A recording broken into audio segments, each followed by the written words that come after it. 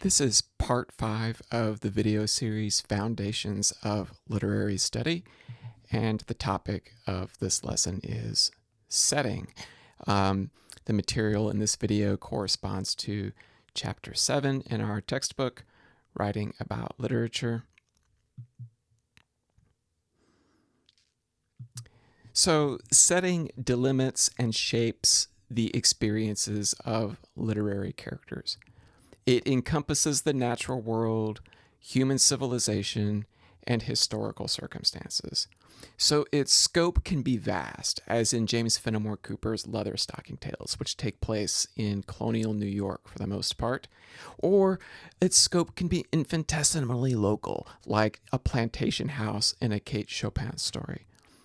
Setting is necessary to make characters' decisions and actions plausible and understandable, and is therefore essential to establishing and sustaining what we call verisimilitude, that is, the appearance of being true or real.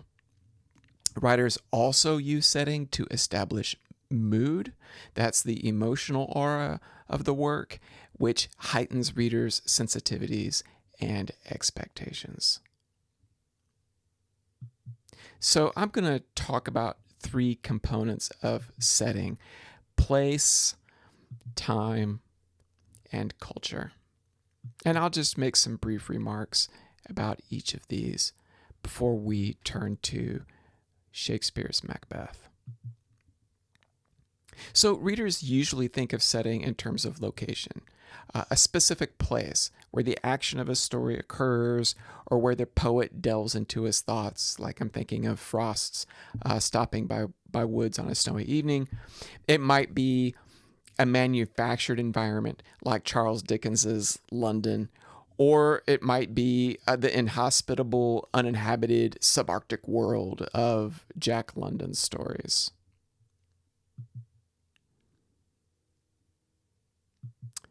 Setting includes much more than location, however.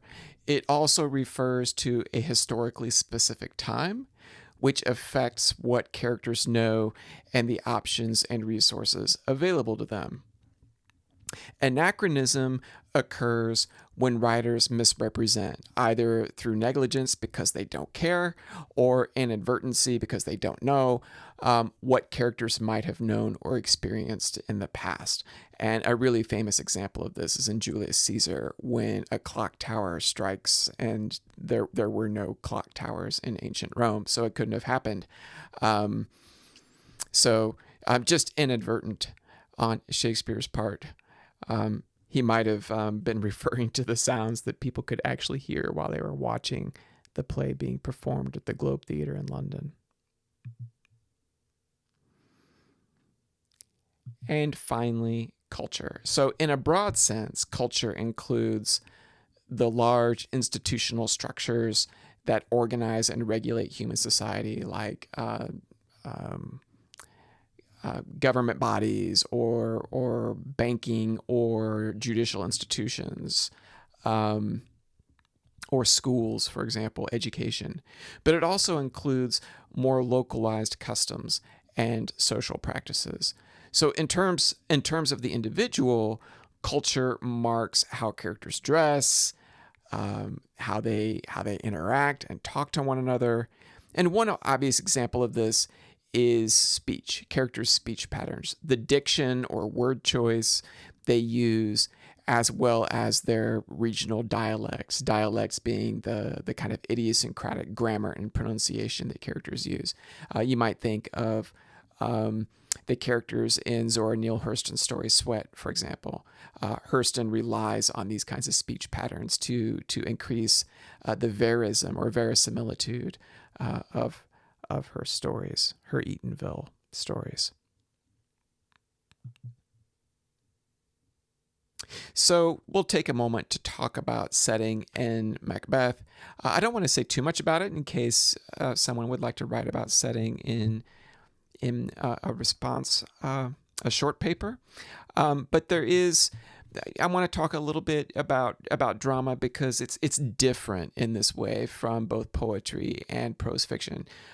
Drama is unique in that setting is not built by a narrator or first-person subject describing his surroundings. Plays are, of course, written to be performed on stage before an audience, so playwrights need not devote much creative energy to visualizing locations, clothing, or objects, for the simple reason that such things will be conveyed to the audience through set design, costuming, stage properties, and so forth. Typically, brief performance notes appear at the beginning of an act or scene. Macbeth has quite a few of these, and sometimes these notes can be inserted parenthetically within a scene, but their purpose is to provide guidance to directors, actors, and stage managers, and not to set a mood or inform the audience. This does not mean, of course, that plays do not have settings. Rather, what we know about the setting is revealed almost exclusively through character dialogue. And that's going to take me to my example from Macbeth. I'm going to look at Act 1. This is the very beginning of Scene 6, and it is one of my favorite passages in the entire play, actually. It's very subtle, very, very subtle. Nothing really happens. King Duncan and his entourage, some of the Thanes, Macduff is in the group, and his two sons, Malcolm, Donalbain, they're in the group as well, but they're arriving at Macbeth's castle for the first time at Inverness, and shortly after this, Duncan is going to be killed, and they of course have no idea. They think they're going to a party, and so this opening dialogue in Scene 6 is just full of irony. We'll talk about irony in a later video, but since it's so short, I'll go ahead and read it.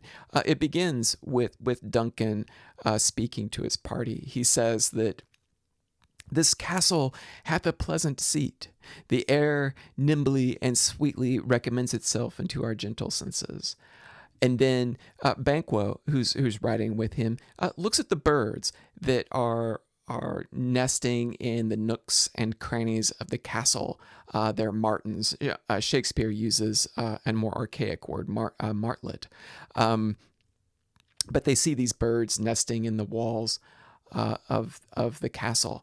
And Banquo remarks on it. I think it's quite beautiful. He says, "This guest of summer, the temple-haunting martlet, does approve, by his loved mansionry, that the heaven's breath smells wooingly here. No juddy, frieze, buttress, nor coign of vantage, but this bird hath made his pendant bed and procreant cradle where they must breed and haunt." And I love that. And it's just the description of these birds nesting and making families in the recesses of the castle walls and towers.